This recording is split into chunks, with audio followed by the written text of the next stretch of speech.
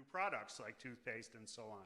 So I soon became a member, and I've been a member now for 7 months.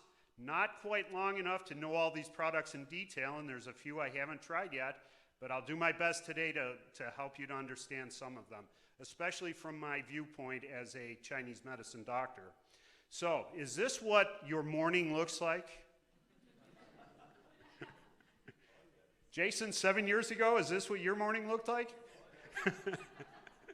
Okay, well, I'm going to helpfully try to change that today.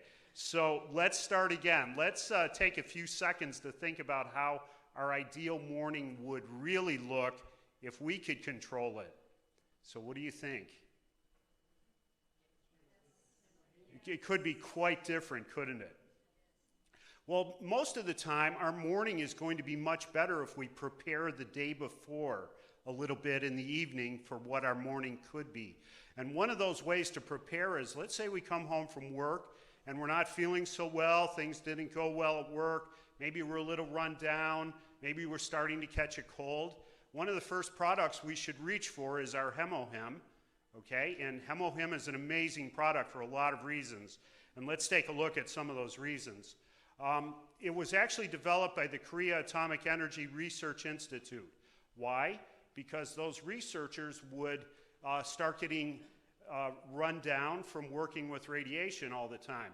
So their immune systems would go down, they would start to suffer ill health, and the Korea Atomic Energy Research Institute decided to do something about that. They had to fix their scientists' health.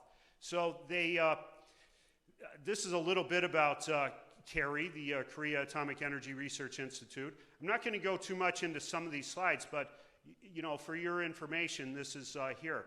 But the institute decided to do something about the ill health, and so they researched it. They spent 8 years of research, a lot of money.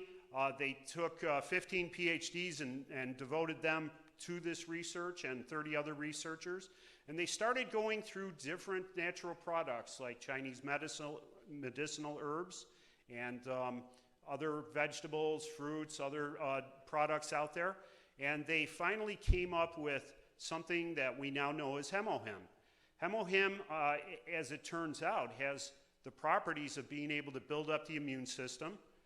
It can actually build up blood. So if you are anemic, this would be a very good product to use to help to increase the amount of red blood cells and so on.